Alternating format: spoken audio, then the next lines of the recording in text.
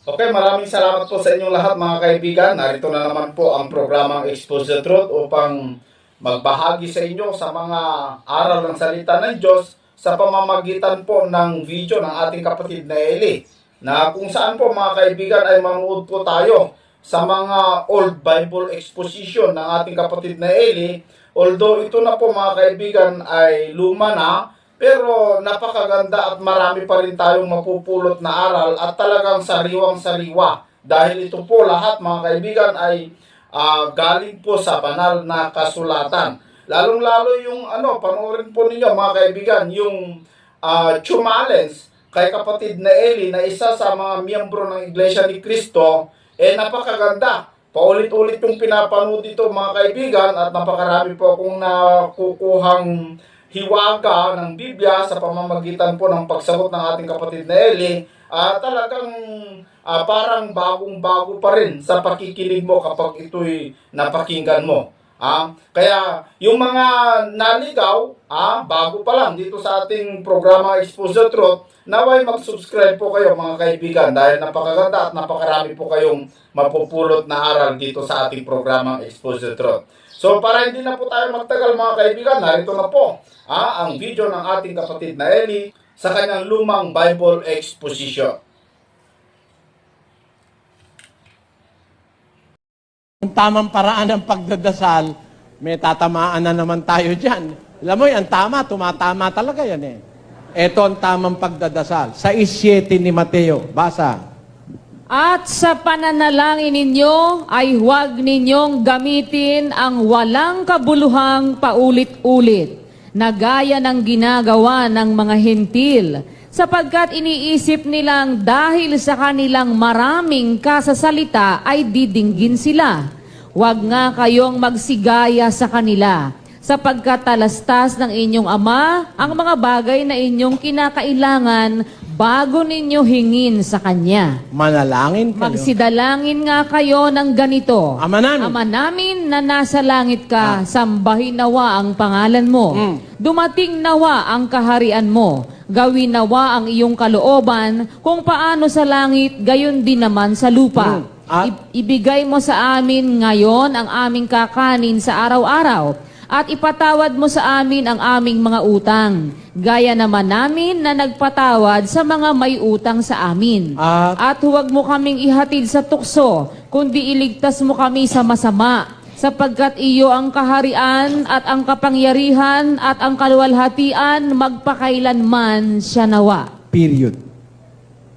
Tama ba, Sis Luz? Opo. Mata nyo. Sabi, sa pananalangin nyo, huwag niyong gagamitin yung walang kabuluhang paulit-ulit. Do not use vain repetitions. Gaya ng ginagawa ng mga hintil, ng mga pagano, ng mga walang malay sa aral. Sapagkat akala nila sa kanilang maraming kasasalita, papakinggan sila. Huwag kayong magsisigaya sa kanila sapagkat nalalaman ng inyong Ama ang lahat ng mga bagay na inyong kinakailangan sa Kanya bago nyo pahingin sa Kanya. Kaya, magsidalangin kayo ng ganito. Our Father, which art in heaven. Kita mo? Ganito ang panalangin nyo. Binigyan tayo ng example. Hindi naman sinabi, ipanalangin ninyo ito, ulit-ulitin nyo. Wala nga, bawal nga ulit-ulitin eh. Dahil ang Diyos hindi naman makulit, hindi naman tanga, hindi naman bobo, hindi mo pa nga binubukas, alam niya na. Ba't mo kailangan ulit-ulitin? Nasa Biblia na nga, wag mong ulit-ulitin, inuulit-ulit mo pa. Yun ang sabi panalangin eh. Wag niyong gagawin yung walang kabuluhan paulit-ulit. Gaya ng ginagawa ng mga hintil. Kung mananalangin kayo, ganito, Ama namin, nasa langit ka. Kanino ka mananalangin? Kay Maria? Hindi! Walang mababasa sa Biblia may Kristiyanong nanalangin kay Maria kahit isa. Wala niyan. Wala niyan. Kanino mananalangin? Mananalangin sa Diyos! Sa Diyos! Basa, 4:6 ng Pilipos. Basa. Huwag kayong mga balisa sa anumang bagay, Kundi sa lahat ng mga bagay, sa pamamagitan ng panalangin at daing na may pagpapasalamat, ay ipakilala ninyo ang inyong mga kahilingan sa Diyos. Saan? Oh, ayaw nyo ba ng totoo? Bakit galit na galit sa akin yung matanda? Ayaw niya kasi ng totoo. Kung makatotohanan tayong mga Pilipino, huwag kayong manalangin kay Pedro, kay Miguel, kay Gabriel. Manalangin tayo sa Diyos. Yun ang sabi ng Diyos. Ang hirap sa atin. Kung mo itinuro ng Katoliko, kahit walang batayan, doon tayo nagsisiksik. Hindi titino ang Pilipinas hanggang hindi marunong manalangin ang mga Pilipino. Walang titino. Sinabi na nga manalangin sa Diyos at huwag mag-uulit-ulit. Basta manalangin ka, taimtim sa puso mo. Kahit isang beses mo lang bigkasin, nauunawaan ka ng marunong sa lahat na Diyos. Amen? Naku, ayaw ng totoo nung iba. Nasa Biblia to Bibliang Katoliko naman ang binabasa namin O, di ba? Ayaw nyo ba ng totoo? Talungin mo sarili mo, ba't ka galit sa akin? Kasi yung sinasabi ko, nakikilala mo yung mali mo na hindi tinuro sa'yo ng pari mo. Di ba ganun yun? Kayo, bumalikwas tayo mga kababayan Pilipino. Walang kwenta yung, Ginoong Maria, biro mo, babae, ginawa mong Ginoo. Saan mo nakitang grammar yun? Gumising kayo, mga kababayan. Kayong iba sa inyo, amoy praile pa hanggang ngayon. Huwag kayong mag-amoy praile. Patapos na yung panahon ng mga garoti, ng mga Kastilang, mga Katolikong pumunta rito. Magbago na tayo. Huwag na tayong manalangin sa mga kahoy, sa mga bato, sa mga plastic. Manalangin tayo sa Diyos. Ayon sa Biblia, yun ang utos ng Diyos. Manalangin tayo. Huwag ulit-ulit. Huwag ulit-ulit, bawal. Bawal, huwag kayong mananalangin ng paulit-ulit. Ama namin, sino tinatawag mo yung Ama? Bingi ba siya? Hindi. Kaya kahit isang beses mo lang, sabihin, alam niya. I believe above the storm, the smallest prayer will still be heard. I believe that someone in the great somewhere hears every word. Tama ba o hindi? I believe above the storm. Kahit maingay, kahit may bagyo, may mga kidlat, above the storm, the smallest prayer will still be heard. I believe that someone in the great somewhere hears every word. Oh, narinig na pala, ba't uulitin mo? Pinalalagay mo yung Diyos mo, makulit. Sasabihin pa. Marunong ba raw ako ng Grego? Kailangan pa ba Grego rito? Dali namang intindihin. Oh. Ang gabos na, basahin natin sa Bicol. Batahanin mo ang Grego rito, na Bicol ka. Sa 7, Bicol. Alagad kun kamo namimibi, dahil kamo magamit nin basang na pag-ulit-ulit na siring kan gibo ning mga hintil. Hulita, sinda, nagirisip na hihi. Nanyogon sinda, hulit sa kadakulan nin katataram. Tamo. Tapos, daingani kamo umarog sa sainda, hulitaan sa indong ama, nakakaisi na kan sa saindong mga kakulangan, bago nindo, hagadon iyan sa iya. O, liwanag Mamibi, ngani kamo nin siring, amanya mo, na yaon ka sa langit, sasambahon ang ngaran mo. Tuloy, dumatong lugod ang kahadian mo, gibuhon ang buot mo, digdi sa daga ninsiring sa langit. Itao mo sa mo, ngunyan ang samong kakanon sa arwal daw. Asin ipatawad mo sa mo ang samong mga kasalan, siring na kamo nagpatawad sa mga may sala sa mo. Asin dai mo kami darahon sa sugot, kundi iligtas mo kami sa maraot. Hulita siya mo ang kahadian, asin ang kapangyarihan, patin ang kamurawayan, sagkod no arin man. Out pa. Okay, tamo. O, paano nga, kailangan ba Latin dyan? Kailangan ba dyan ng Grego, ang Hebreo? Di na. Naintindihan ng mga Bicolano yan. Ang mga Bicolano, matatalino. Matatalino. Alam niyo kung bakit? Kung hindi matatalino yan 500 na ang Katoliko rito 500 taon na. Kung hindi matatalino Bicolano, walang sasama sa akin. Wala naman ako sinasabing kasinungalingan, totoo lang sinasabi ko Isa po akong Katoliko tungkol po sa 10 utos ng Diyos. Mangyari po, may nakapagsabi po sa akin na 2 lang daw po ang 10 utos ng Diyos. 2 lang. Sa halip na 10. Ngayon po, gusto ko malaman kung alin ang totoo. At kung totoo man po, kailan po ito na ay hayag sa sanlibutan? Alam nyo, yung nagsasabi 10 ang utos ng Diyos, mali yun. Yung nagsasabi naman 2, mali rin yun. Pareho silang mali. Wala akong totoo ron. Kasi ngayon nasa panahong Kristiyano tayo. Sasagutin ko kayo sa panahong Kristiyano. Totoo pong may 10 utos ang Diyos. Pero para kanino ba yung 10 utos?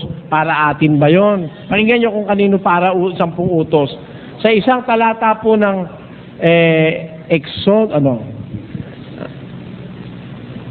ipinahayag niya sa inyong kanyang 4:13 ng Deuteronomio. Pakinggan nyo. At kanyang ipinahayag sa inyo ang kanyang tipan. Sino ang kausap niya na sa inyo? Pakipunta mo nga sa 5:1. Pakinggan nyo kung sino. At tinawag ni Moises ang buong Israel. Ayan. Ang Israel po ang kausap dito.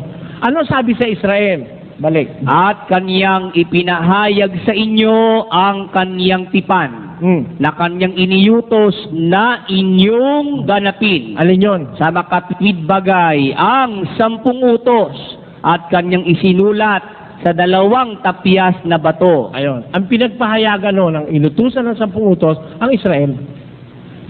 Sa kanila sinabi yan. Ngayon yung 10, yun ang wikay nahuhulog sa 2. Ang outline, if you are to, pagka yun isi-shortcut mo, nahulog yun sa 2. Pag-ibig sa Diyos at saka pag-ibig sa kapwa. Yan ang batas sa Israel. Pero, sa panahong Kristiyano, lalo na sa ating mga hintil, hindi yung 10 utos. Dahil nyo pakita ko sa inyo. Sa 10 utos ba may binyag? Wala Wala. Basahin nyo 10 utos, walang binyag. Una, ako ang Panginoon mong Diyos na naglabas sa'yo sa Ehipto, huwag kang magkakaroon ng ibang Diyos sa harap ko. Yun ang una. Kalawa, huwag kang gagawa para sa'yo ng larawang inanyuan. Huwag kang luluhod sa kanila. Yun ang ikalawa. Ikatlo, huwag mong babanggitin ang pangalan ng Panginoon mong Diyos sa walang kabuluhan. Ikaapat, ipangilin mo araw ng Sabat. Ikalima, igalang mo ang iyong ama't ina. Ika-6, huwag kang papatay. Ika-7, huwag kang mangangalunya. Ika-8, huwag kang magnanakaw. Ika-9, huwag kang sasaksi sa di katotohanan. Ika-10, huwag mong iimbutin ng mga bagay ng iyong kapwa. Di 10, may binyag ba? Wala. O kaya ngayon, hindi ako naniniwala ng utos ng Diyos 10. Utos yung Diyos yung magbinyag Sabi sa pasyon, magmula sa Jerusalem, lahat ay inyong libutin at aralan ng magaling ang taong nagugupiling ng sasalay di mahimbing. Ang sinumat aling tao, aral at binyagan ninyo. O, pinapabinyagan eh. Ang tumanggap ng bautismo at maniwalang totoo, siya kung magiging katoto. Ayun. Di may binyag pala kay Kristo. O, doon ba sa 10 utos, meron barong bawal magsyabu? Meron doon? Wala eh. Narinig nyo naman, inisa-isa ko eh. Kaya sa panahon ngayon, hindi ho 10 utos. Marami ang utos ngayon. Marami ho. Mula ulo hanggang paa may utos. Gusto niyo patutunayan ko mula ulo hanggang paa may utos? O, puntahan natin na ulo. Basa. 11. Pakinggan nyo. 11-14. Hindi baga? Hindi baga ang katalagahan din ang nagtuturo sa inyo Anong turo?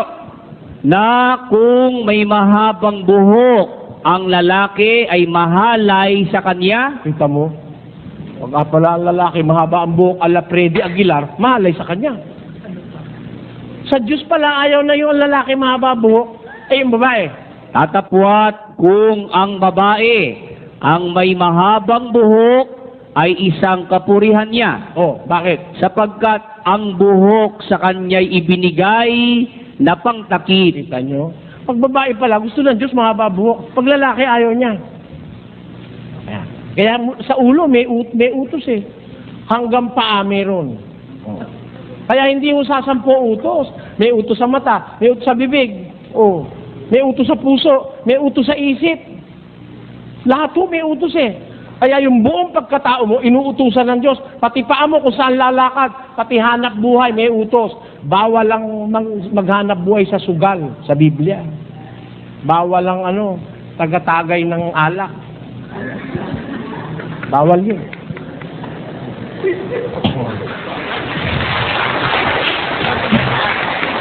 Kaya kung tatanungin niyo ako ilan ang utos sa panahon natin, ang dami ho, ang dami. Binibilang-bilang ko, mahigit 100 eh. Oh. Pati nga Shabu eh. Andun eh. Yung Shabu. Sa 10 utos, wala naman Shabu eh. Wala pa naman nai-invento Shabu nun eh. Pero sa batas ni Kristo, meron para sa Shabu. Meron nun, bawal yun. O, yun lang manood ka ng bombang pelikula. Wala sa 10 utos yun eh. Meron ba ron? Wala eh. Pero sa Biblia, sa Bagong Tipan, bawal yung masasamampitan ng mata. Nasa 2 ng unang Juan, versikulo 15 hanggang 17. Kaya po, yun ang sagot ko, mahaba po. Kung iisa-isahin ko sa inyo, kulang ho hanggang bukas ng umaga, hindi tayo tatapos. Basta sagot ko, hindi 10, hindi 2. Ang tanong ko po kasi gado, paano ko po ba mapapaniwala ang iba na may Biblia? Di ho ba dumato sa maraming proseso? Na may Biblia? Kasi meron... Hindi mo na kailangan paniwalaing may Biblia. Pakita mo lang, Biblia, Hindi kasi, kinakatwira kasi nila, gawa raw ng tao. Oo, gawa ng tao. Huwag ka rin maniniwala dyan sa upuan mo, gawa ng tao yan, huwag ka uupo riyan. Ibalibag mo na yung mic mo gawa ng tao yan, ba't mo ginagamit? Di ba? Madali naman sagutin yun eh. Ba't gawa raw ng tao? Ba't kagawa lang ng tao yung naniniwala ka? Bakit? Yung bang kinakain mo, yung dinadamit mo, yung mampinggan na kinakainan mo, sino gumawa? Tao rin gumawa nun eh. Tanong, ba't nga tao gumawa? Kasi kung ipapagawa ng Diyos yung Biblia sa manok, hindi mo maintindihan. Di ba? Meron eh. Ang pangit sumulat. Yan naman, pangit-pangit naman kasulat mo, sulat manok. Tignan mo, hindi mo pala maintindihan yung sulat ng manok. Ipagawa ba ng Diyos yan sa anghel, maintindihan mo? Hindi. Ang Biblia para sa tao. Kaya tao ang pinagawa ng Diyos para maintindihan ng tao ang Biblia. Yan ang dapat na maintindihan doon. Hindi ko mo ginawa ng tao, hindi ka naman niniwala. Ngayon, may gawa ang tao na hindi dapat paniwalaan. Aling gawa? Yung gawang wala sa katwiran ng Diyos. Di ba? Yun ang hindi mo dapat. Yung kasinungalingan, yung pandaraya, yun ang wag mong paniwalaan. Pero ang Biblia, isinulat ng tao, inimprenta ng tao. Sabi ng Biblia, igalang mo yung ama't ina. Magsitalima kayo sa inyong magulang sa Panginoon. Tama ba o hindi? tama yun, kahit konsensya mo na lang ang sundin mo eh. Tama yung sabi ng Diyos na igalang mo tatay mo't nanay mo eh. Biro mo tatay mo't nanay mo, nagpalaki sa'yo, nung maliit ka, bantay ng bantay sa'yo, nagpupuyat. Tapos paglaki mo, dadabog-dabugan mo, tarantado ka. Dapat igalang mo yung magulang mo. Sabi nga ng pasyon, kahit natadtarin mo ang laman at ang iyong buto, 10 ng iyong tanang balahibo, hindi sapat ibayad sa utang sa magulang mo. O, tamo? Kaya ang magulang, pinagkakautangan mo ng loob. Dapat mo bang paniwalaan o hindi? Dapat. Eh sabi ng Biblia, huwag kang papatay. Tama ba o hindi? Huwag kang magnanakaw. Isinulat nga ng tao, pero mali ba yun? Parang ganito. Sabi nung bata, sabi nung kapatid mong bata, Kuya, pag hindi ka kumain, 1 taon, mamamatay ka.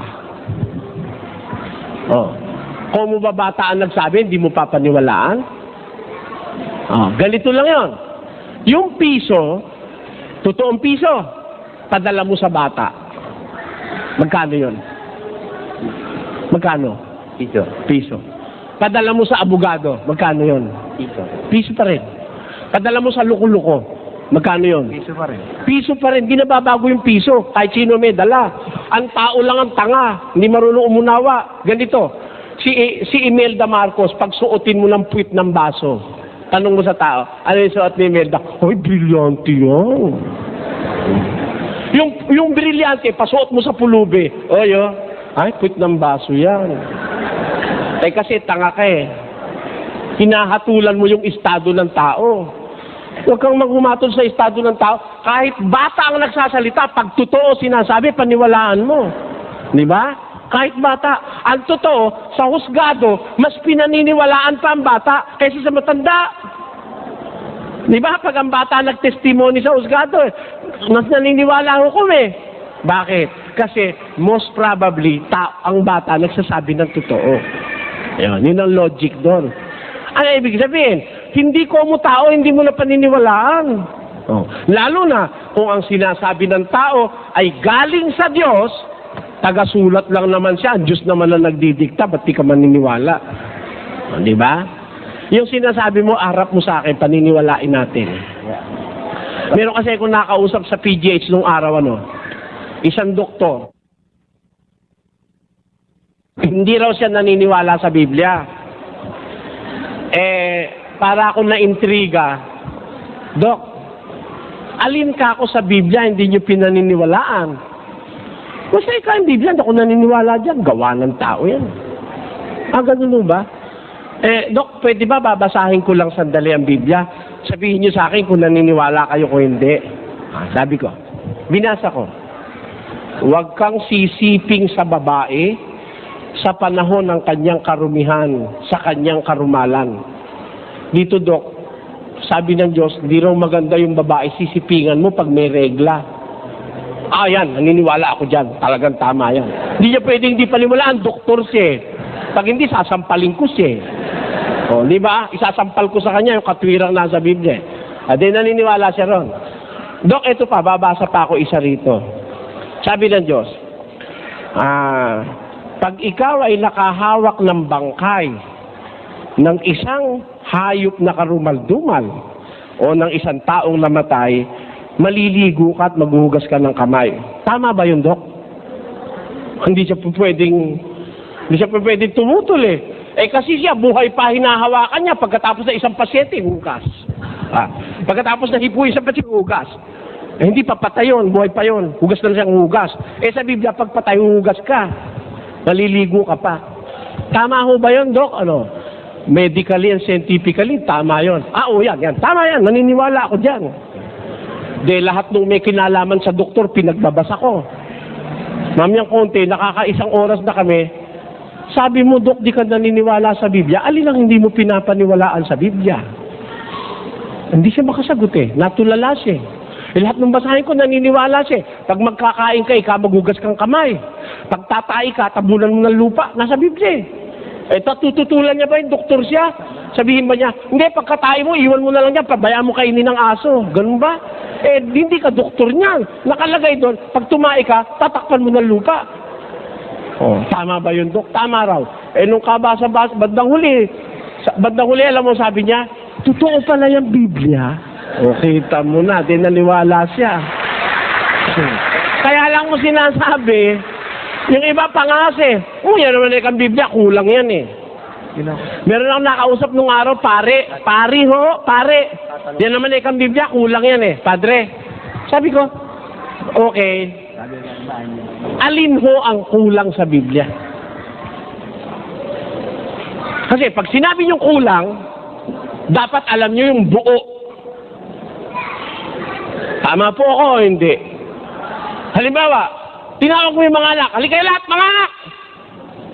Dumating, 8. Ba't kulang? Sabi nung nanay, ba't kulang? Kasi alam niya, siya mga anak niya. Kaya mo muna sabi kulang, alam mo yung buo. Tama o hindi? Sabi nung pare, kulang daw Biblia. Ano kulang, padre? Ha? Siyensya, nasa Biblia. Psikolohiya, nasa Biblia. Aritmetika, nasa Biblia. Lahat ng maiisip mo, nasa Biblia. Gusto mo, patunayan ko sa'yo. Mag-isip ka ng kahit anong bagay, babasahin ko sa Biblia. Yung hindi mo nga naiisip, pwede ko pa rin basahin sa Biblia. Ano ang kulang sa Biblia? Bakit mo sasabihin kulang ang Biblia? Para mo masabing kulang ang Biblia, alam mo ang buo. Ay sino naman nakakaalam ng buo kundi ang Diyos? Wala naman iba nakakaalam ng buo kundi ang Diyos eh. Ako man marami kong hindi alam eh. O di ba? Pero kung lahat lang nung iisipin mo ang itatanong mo sa akin, lahat yon, ginagarantiyahan ko sa'yo, babasahin ko sa Biblia, lahat. Gusto mo, pati ampalaya, babasahin ko sa Biblia. Pati bawang, pati pipino nasa Biblia, sibuyas nasa Biblia, ampalaya nasa Biblia. Ano pa rito ang alam niyong gulay? Yan, nasa Biblia yan. Ito ba? Totoo ba itong bulaklak na to? O kasi nung dito ako pumunta nung puro mga paper roses yun. Yan, nasa Biblia yan. Pati nga bulaklak na artificial, nasa Biblia rin eh. Yung paper roses, nasa Biblia yun. Aeroplano, nasa Biblia. Computer, nasa Biblia. Gusto nyo, lahat nandun yun. Walang kulang yun. Ano pa tatanong mo? Pati nga numismatics, nasa Biblia eh. Pati yung tropology, nasa Biblia yon. Anthropology, nasa Biblia yon. Yung tropology, nasa Biblia yon. Walang kulang ang Biblia. Ako po kasi sa nakaraang mga 34 anyos, 35 na pala, sa awa ng Diyos, na nakagiliwang ko na yung sinasabi sa Biblia, isipin at pag-aralan. Kaiisip ko, napatunayan ko. Sabi ng Diyos, pakinggan niyo. Isipin mo ang sinasabi ko, at sapagkat bibigyan ka ng Panginoon ng pagkaunawa sa lahat ng mga bagay. Ayun ang sabi ng Diyos. Isipin mo ang sinasabi ko. Bibigyan ka ng Diyos ng pagkaunawa sa lahat ng bagay. Kaya pag mag-iisip ka lang, maintindihan mo eh. Mag-isip ka po. Pati buhok, nasa Biblia. Di ba? Pati kalbo, nasa Biblia rin. Si Pogi, nasa Biblia yun. Alaan nyo? Ha? Wala kang iisipin wala sa Biblia. Eh, tinanong nga sa akin eh. Yang kakon si Ginoong Periol, nasa Biblia yan. Si Kibuloy, nasa Biblia yan. Sabi ng Biblia eh, lilitaw ang maraming propeta. O, di ba nakasulat na sila ron? Kasama sila ron eh. Maayos mo ba yun? Malay mo, pati ako kasali ron. Ganon yun. Kaya lahat nasa Biblia yan. Huwag kang magduda sa Biblia, iyo. Brother Soriano, tatanong ko lang kung tama yung ginagawa ko. Kasi bali, mula noon nagbasa ako ng Biblia, may nabasa ako sa Biblia na bawal daw kumain ng dugo. Saka yung inaalay sa mga Diyos-Diyosan po. Sige, tuloy. Bali, tama ho ba yung ginagawa kong gano'n? Kasi yung mga kasama... Alin ang ginagawa mo? May nabasa kang bawal kumain ng dugo. Bali, hindi na po ako makain ng dugo ngayon. Oo, ba't naman mo itatanong kung tama? Ikaw pala mismo Kasi po, bali, pinagtatalunan po namin sa bahay na hindi daw bawal kumain ng dugo. So, Alam mo kasi sa Katoliko, walang bawal kainin, di ba? Bali, Katoliko na po ako. Kahit nga bulati, pwedeng kainin sa Katoliko, di ba? Kahit aso na nasa gasaan, di ba? Kahit na ibon na binigti, pwede. Manok na namatay sa sarili, pwede. Pero kung susunod ka sa Biblia, yung mga hayop na namatay sa sarili, ayaw ipakain ng Diyos yun eh. Pakinggan mo. Huwag kayong kakain ng anumang bagay na namatay sa sarili. Oh. Kung Biblia pag-uusapan, bawal yon. Pero sa Katoliko, kahit ano makakain mo eh. Di ba? Kaya nakatingin ka naman ng worm burger. Hindi ka yung worm burger. Yung bulati, ginawang burger. Oh. Walang bawal. Sa Sabadista, bawal yun. Yung daga, bawal sa Sabadista yun. Sa Katoliko, kinakain ng daga, di ba? Yung palaka, bawal sa Sabadista yun. Kinakain din natin ng palaka. Maraming bawal sa Sabadista eh. Kaya kung ang pag-uusapan, bawal na pagkain, talagang maraming bawal sa Sabadista. Wala naman bawal sa Katoliko. Ngayon, sa Iglesia naman ni Cristo, bawal naman ang kumain ng dugo, hahawiin mo lang. Ganun. Kasama siya sa sabaw, hahawiin mo lang, kakainin mo na yung sabaw. Ganun sila. Kanya-kanyang mga virtud yan eh. Pero kung Biblia ang babasahin mo, doon ka maniwala sa Biblia. Huwag kang kabahan. Pag nabasa mo sa Biblia, sinunod mo, huwag kang kabahan. Yung yung mga pagkain inaalay po sa Diyos-Diyosan. Lalo lang masama yun. Bakit po kaya pinagbawal yun? Hain sa Diyos-Diyosan yun eh. Pakinggan mo kung bakit pinagbawal sa Diyos. Subalit sinasabi ko ng mga bagay na inihahain ng mga hentil ay kanilang inihahain sa mga demonyo at hindi sa Diyos. At di ko ibig na kayo magkaroon ng pakikipagkaisa sa mga demonyo. Ayun.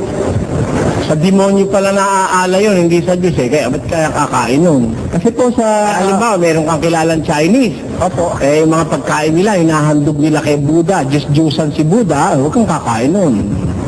Kasuklam-suklam sa Diyos yun. Meron nga ako suki sa Divisoria, binibilang ko ng sotanghon. Naghihintay ako dun sa kanilang taga-buhat. Marami kong biniling mga sotanghon eh.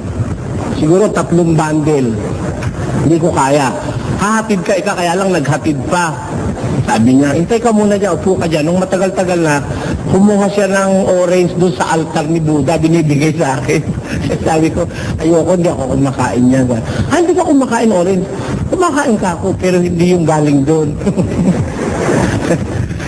Kasi, pagka inialay na sa mga Diyos-Diyusan, nakakadungis ng puso ng bata.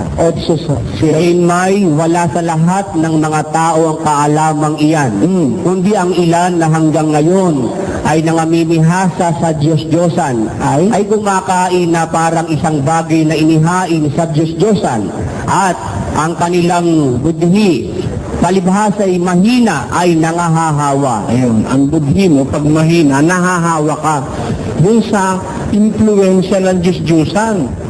Alam mo ba ang impluensya ng Diyos-Diyusan sa tao? Hindi nga po. Meron ka bang ideya kung ano nagagawa ng Diyos-Diyusan sa tao? Wala po. Pakinggan mo, babasahin natin. 1:21 ng Roma.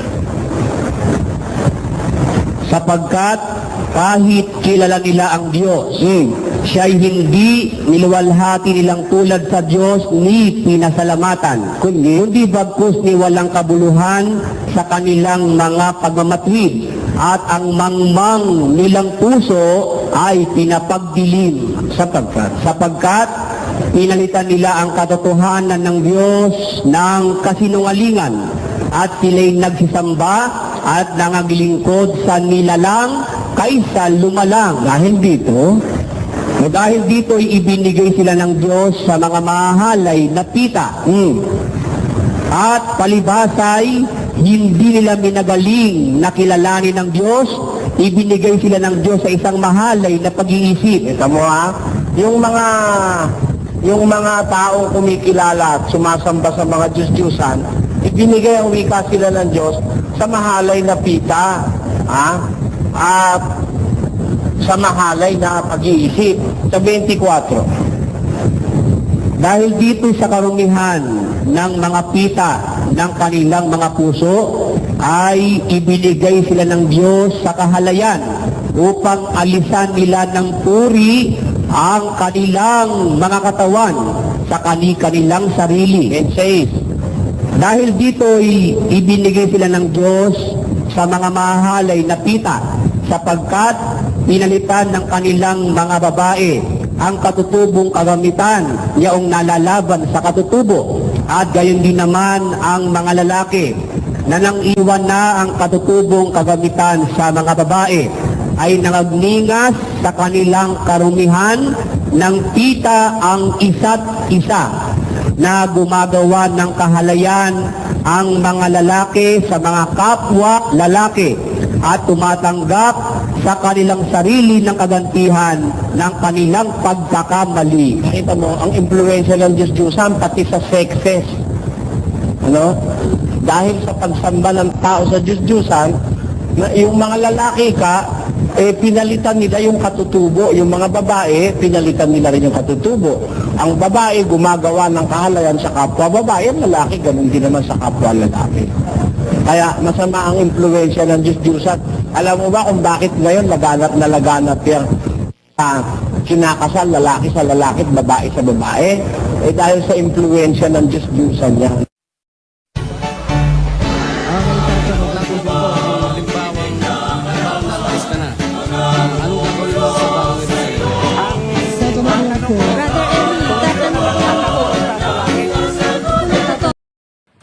Ayan po mga kaibigan, napakaganda at napakasarap pong makinig sa mga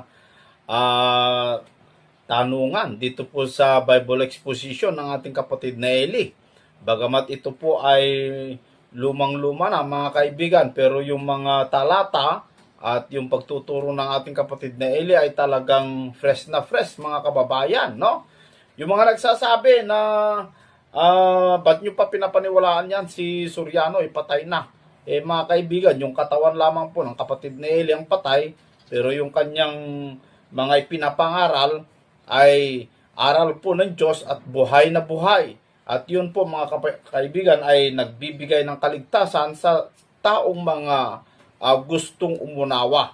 Marami pa ito mga kaibigan, kaya ano pang gagawin natin? Di tuloy-tuloy natin hanggang sa matapos, no? Ganun sasabihin ko, magagalit sa akin ang Diyos doon. Pag sinabi ng Diyos, sabihin mo, ulul yon. Ulol talaga yon. Hindi ko papalitan yon. Sinabi ng Diyos, malibog daw yung mga babae na yon. Papalitan ko ba yon? Eh, malibog ang nakasulat. Basahin nga natin. At sinipingan nila siya na parang sumiping sa isang patutot. Bakit? Gayon nila sinipingan si Ohola at si Oholiba na malibog na mga babae. Papalitan ko ba yun dahil masama pakinggan, malibog? Papalitan ko. Eh, pag pinalitan ko, hindi ako sa Diyos. Ang sa Diyos, nagsasalita ng salita ng Diyos. Sabi ng Biblia. Eh, sabi ng Diyos, malibog daw eh. Ba't ko papalitan? Di, sasabihin ko sa inyo, para hindi kayo nag-iisip. Ha? Ba't malibog? Ano ba ginawa nito mga si Oholiba at saka si Ohola? Basahin mo nga yung 23:2. Anak ng tao, may dalawang babae na mga anak na babae ng isang ina. At sila'y nagpatutot sa Ehipto. Sila'y nagpatutot sa kanilang kadalagahan. Dooy nangahigpit ang kanilang mga dibdib. At dooy nangahipo ang mga suso ng kanilang pagkadalaga. Kita nyo? Kaya naman pala yan tinawag ng Diyos malibog, ang propesyon patutot. O, tututulan nyo ba yung nasa Biblia yon? Naku naman, masyado naman tayong plastic pag hindi natin matanggap. Sinasabi na ng Diyos, ayaw pa natin.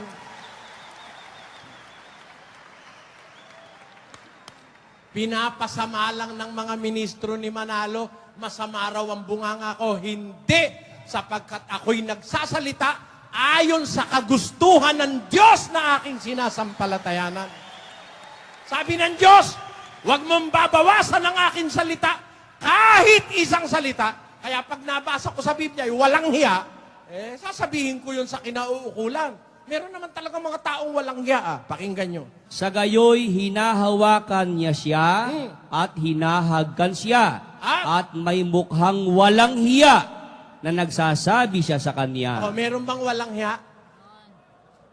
Meron eh. Eh, nasa Biblia ba yon? Sinabi ba ng Diyos yun? Eh kung sa Diyos ka, sasabihin mo ba yon? Teka muna. Pero hindi naman lahat ng tao sasabihan mo ng walang hiya. Sino lang yung sasabihan mo ng walang hiya? Di yung talagang walang hiya. Sino ba yung walang hiya? Gumising kayo ng ayon sa katwiran at huwag magkasala, sapagkat may mga ibang walang pagkakilala sa Diyos. Sinasabi ko ito upang kayo kilusin sa kahihiyan. Merong mga tao nakapirmi sa kahihiyan. Hindi umaalis dun sa kahihiyan. Gumising kayo sa katwiran. Merong walang pagkakilala sa Diyos. Sinasabi ko ito upang kilusin kayo sa kahihiyan. Bakit? Meron bang mga taong walang hiya? Basa sa 6 ng unang Korinto pa rin.